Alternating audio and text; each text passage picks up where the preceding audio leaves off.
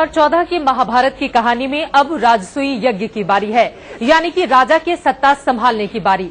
हिंदुस्तान का सबसे बड़ा पावर हाउस 7 RCR किसका होगा? चंद घंटे बाकी हैं इसे समझने में। लेकिन अब तक चुनावी सर्वे और जितनी भी मीडिया रिपोर्ट्स आई हैं, उसमें हिंदुस्तान के सबसे बड़े पावर हाउस में नरेंद्र दामोदर दास मोदी नंबर 1 पर बने हुए हैं।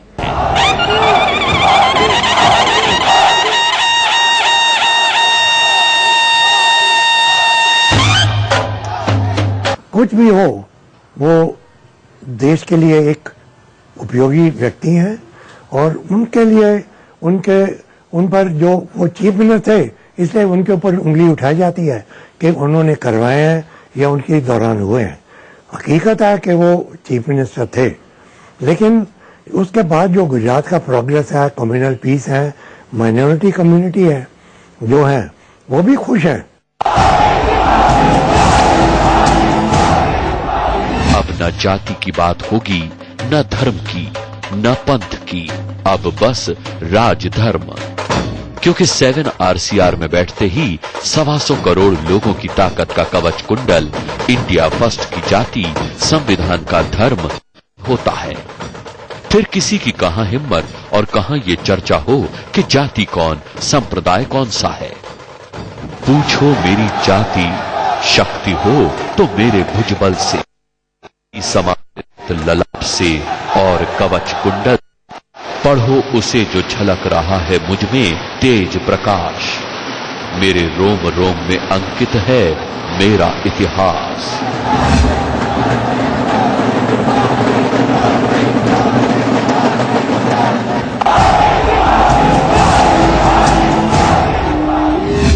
लेकिन इस कहानी की शुरुआत होती है 62 साल पहले।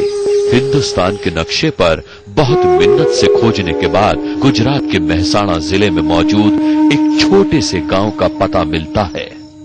7 बार धंसने के बाद भी जो गांव धरती को चीर कर बाहर निकल आया, वडनगर।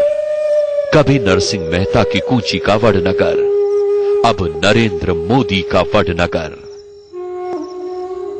वडनगर की यही छोटी गली में नरेंद्र मोदी का बचपन बीता। बचपन काफी गुर्बत भरा था, ये सब जानते हैं। यहाँ पर गली में कुछ नहीं बदला, वही सटे मकान, आसपास एक दूसरे से सटे हुए दीवारें, वही सब कुछ है। देखिए, यही है मोदी का घर। कुछ सालों पहले ही इस मकान को नया रूप दिया गया। मोदी परिवार ने मिलकर इसे नई शक्ल दी है। बचपन से लेकर नरेंद्र भाई जब प्रचारक हुए तब तक उनका बचपन यहाँ हुआ, उनकी किशोरावस्था यहाँ हुई, उनकी जुवानी यहाँ हुई। मगर जो बदलाव जो हुआ है वो ये है कि बचपन से लेकर बड़े हुए वो घर ये है। कौन सा? ये वाला? हाँ, ये वाला ये घर है जहाँ सब बचपन से लेकर जब बाहर निकले प्रचारक के लिए तब तक यही घर में बड़े हुए और यही घर में रहे थे। लेकिन वो घर कैसा था जिसमें मोदी का जन्म हुआ? जाहिर सी बात है, बहुत कुछ बदल गया है। छोटे से मकान से लेकर पहले मुख्यमंत्री और बाद में प्रधानमंत्री निवास। वाकई राजनीति बदलते रंगों का खेल।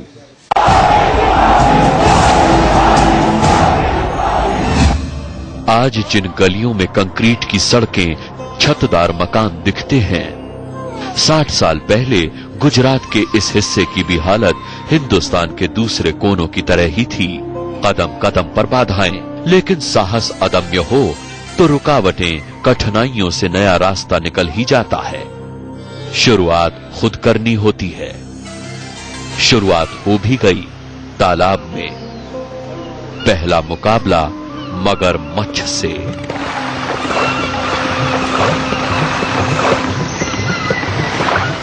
वडनगर में सूरज रोज इसी तरह उगता था, लेकिन वडनगर में ये कोई नहीं जानता था कि एक उदयमान बालक अपने छोटे छोटे कदमों से तंग गलियों से निकलकर देश में बड़ी छलांग भी लगाएगा। जी हां, मैं बात कर रहा हूं नरेंद्र मोदी की। नरेंद्र मोदी रोज अपनी सुबह वडनगर के इसी तालाब में पहुंचकर नहा धोकर अपनी दिनचर्या की शुरुआत किया करते थे। जब हम छोटे थे, स्कूल में पढ़ते थे, तब से रोज सुबह हम इस तालाब में नहाने के लिए आते थे।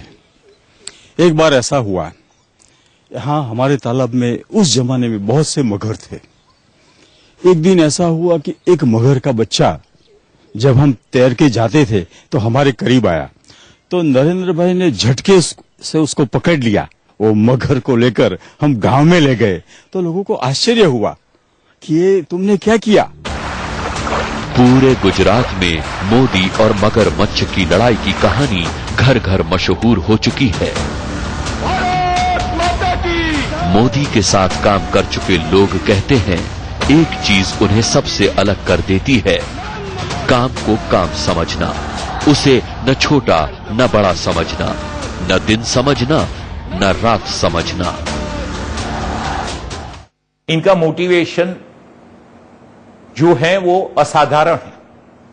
हर आदमी ऐसे मोटिवेशन से काम नहीं करता जिस लेवल के मोटिवेशन से वो हर चीज में लगे रहते हैं। जो उन्होंने चीज ठान ली करना है तो बिल्कुल उनके पीछे जी जान लगा के जुड़ जाते हैं। दूसरा ऑर्गेनाइज है। जो भी चीज हासिल करना चाहते हैं वो हासिल करने के लिए कोई उसके पीछे डिप पे जाते थे और डिप पे जाने के बाद वो रिजल्ट लेके ही जा। नरेंद्र भाई को पहले से ही ये विशिष्ट कोई नया कार्य करके दिखाने का हौसला मन में था और उसी बुलंद हौसले ने ही उनको आज तक यहाँ पहुंचाया। वो कभी पीछे नहीं हटते थे।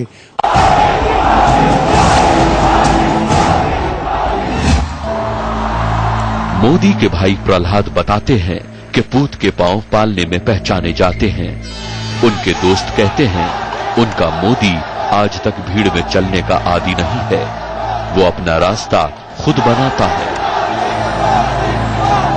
वो जहां खड़ा होता है लाइन वहीं से शुरू हो जाती है। जिंदाबाद, हर हर मोदी, हर हर मोदी। नरेंद्र भाई शुरू से ही इतने लीडर थे, आज भी है। वो शुरू से ही वो लीडरता का जो गुण है वो उनके बचपन से ही ऐसा ही है। नरेंद्र भाई में बचपन से ही लीडरशिप का एक शौक था। हम कोई भी गेम खेलने को जाते थे तो कैप्टनशिप के आग्रही रहते थे। ना वो थिंकिंग उनका और काम करने का तरीका ही अलग है उनका।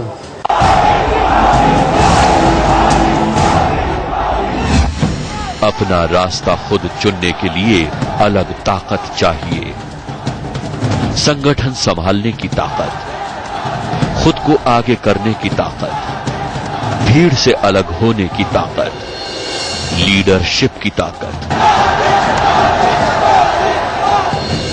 शुरुआत उस स्कूल से हुई जिसे अपने शिष्य पर गर्व है। देखिए ये वही स्कूल है, वडनगर का महाराज श्री भगवताचार्य नारायणाचार्य हाई स्कूल। ये वही क्लासरूम जहां नरेंद्र मोदी पढ़ते थे। और दूसरी जो पाठशाला है जिसको लेकर सब जानते हैं, जो नरेंद्र मोदी के जीवन में खासा महत्व रखती है, वो है संघ की पाठशाला। लेकिन उनकी अपनी स्कूली शिक्षा यहाँ पर इसी क्लासरूम में हुई। महेंद्र भाई कैसे थे पढ़ने में, वो क्या किस तरह पढ़ते थे और पढ़ने के साथ साथ उनकी एकाग्रता? धोरण 8 से लेकर 11वीं तक नरेंद्र भाई ने इसी स्कूल में अभ्यास किया था और पढ़ने में भी वो बहुत तेज थे।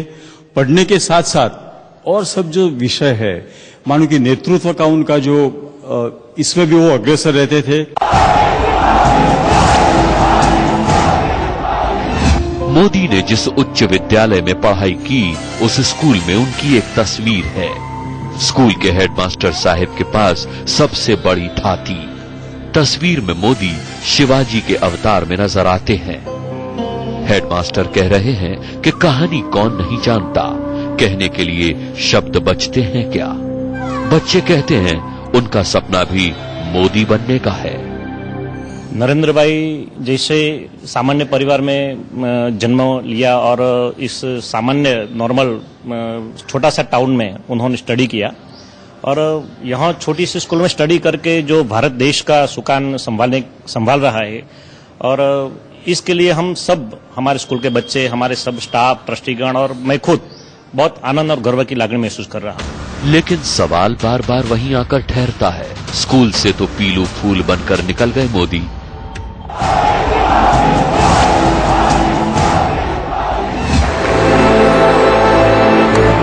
लकीर खींचने वाले मोदी हिमालय में तपे, हिंदुस्तान में गले ढले। स्कूल में उन्हें भले ही ज्ञान मिला, लेकिन कर्म के बूते आगे निकलने की ताकत उन्होंने खुद बटोरी। हिमालय तप त्याग की कहानी से पहले की कहानी छोटी सी दुकान की है, चाय की दुकान। मोदी आज भी जहां खड़े होते हैं, चाय चाय की रट लगा देते हैं। उस चाय की कहानी यहीं से शुरू होती है।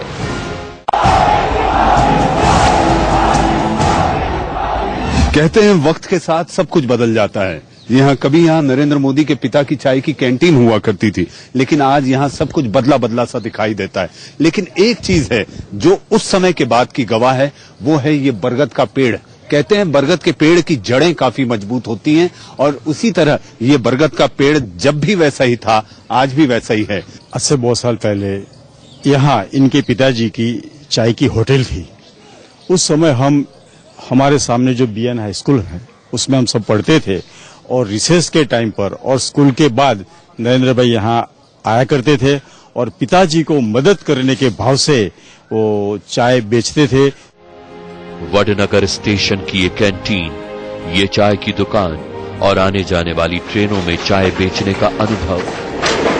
वडनगर के इस रेलवे स्टेशन और प्लेटफॉर्म का नरेंद्र मोदी के जीवन में खासा महत्व है, क्योंकि जिस चाय को लेकर आज चर्चा हो रही है, जिस चाय से नरेंद्र मोदी को जोड़ा जा रहा है, वह इसी प्लेटफॉर्म से रोज वडनगर में अपने पिता का हाथ बटाते हुए जब भी कोई रेल आती तो वो इसी रेल में चढ़कर लोगों को चाय पिलाते थे, और चाय का अपना धंधा कर जो पैसे कमाते थे वो लाकर अपने पिता को वापस दे देते थे।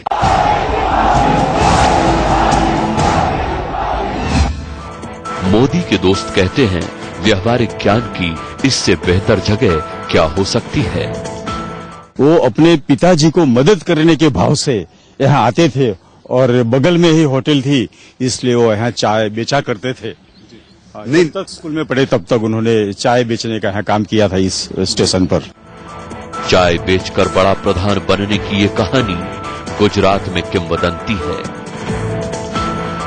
हम गरीब घर में माँ बाप हौसले की ये कहानी बच्चों को सुनाते हैं। जब दिन भर स्कूल में पढ़कर मोदी नंगे पांव इस प्लेटफॉर्म पर चलती ट्रेनों के पीछे दौड़ा करते थे।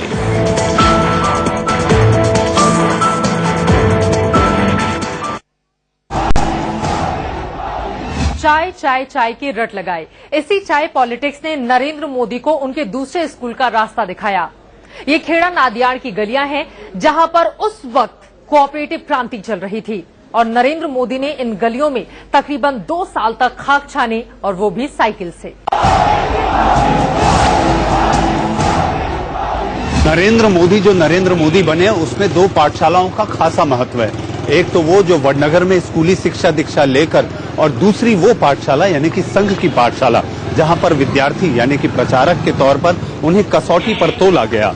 1972 से 1974 के बीच नरेंद्र मोदी नडियाद की गली गली में इसी तरह साइकिल पर घूमकर संघ का प्रचार प्रसार करते रहे। इसीलिए नरेंद्र मोदी को कहा जाता है कि कुशल संगठक, कुशाग्र बुद्धि वाले गुजरात के कोने कोने और चप्पे चप्पे से वो वाकिफ हैं।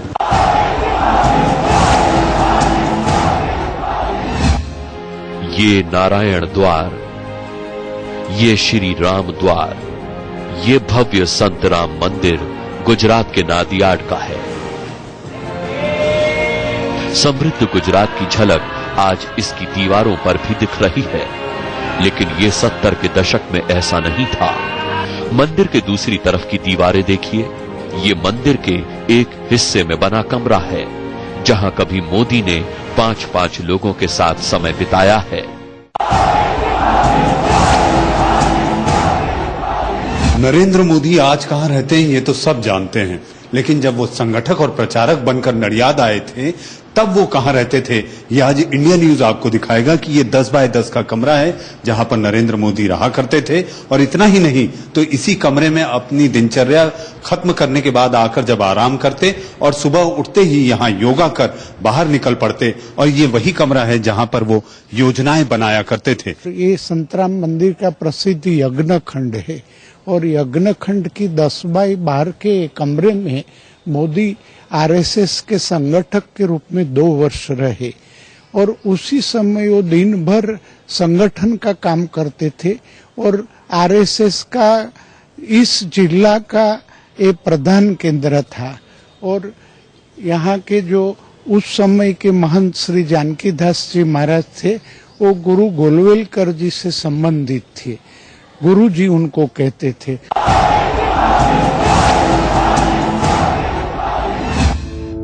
ये वो दौर था जब पूरे गुजरात में भयानक सूखा और अकाल पड़ा। चिमन भाई पटेल की सरकार के खिलाफ बड़ा असंतोष था। बाबू भाई पटेल के नेतृत्व में विपक्ष मजबूत हो रहा था।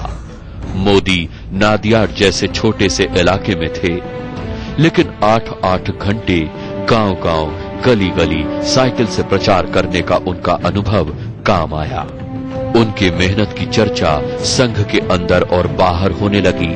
पहली बार वो आरएसएस के बड़े नेताओं के सीधे संपर्क में आए। संगठन में तो छात्रों को, युवाओं को संगठन में लाना होता है, तो घर घर जाके उनको प्रेरणा देते थे और इस जिले में भी घूमते थे।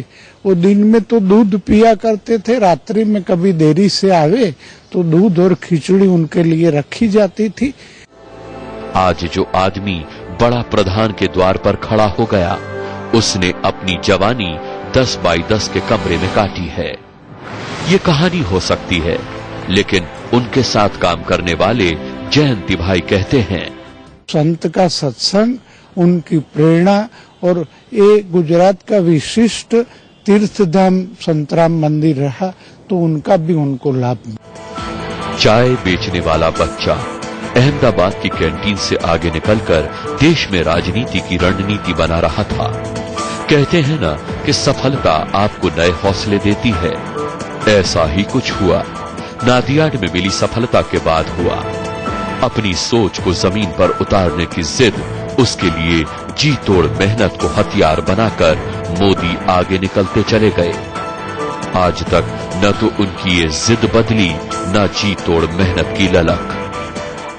कोई भी बाधाएं हो, कोई भी निराशाजनक परिस्थिति हो, उसमें वो अपना लक्ष्य को आसानी से छोड़ते नहीं। विशिष्ट कोई नया कार्य करके दिखाने का हौसला मन में था और उसी बुलंद हौसले ने ही उनको आज तक यहाँ पहुंचाया। वो कभी पीछे नहीं हटते थे।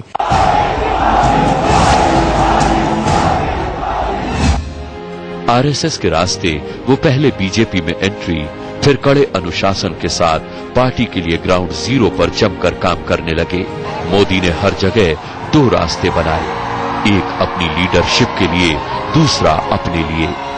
20 साल तक वो संगठन में तपते रहे। 90 के दशक में वो पर्दे पर उभरे, लेकिन पद की दौड़ में खुद को पीछे किया।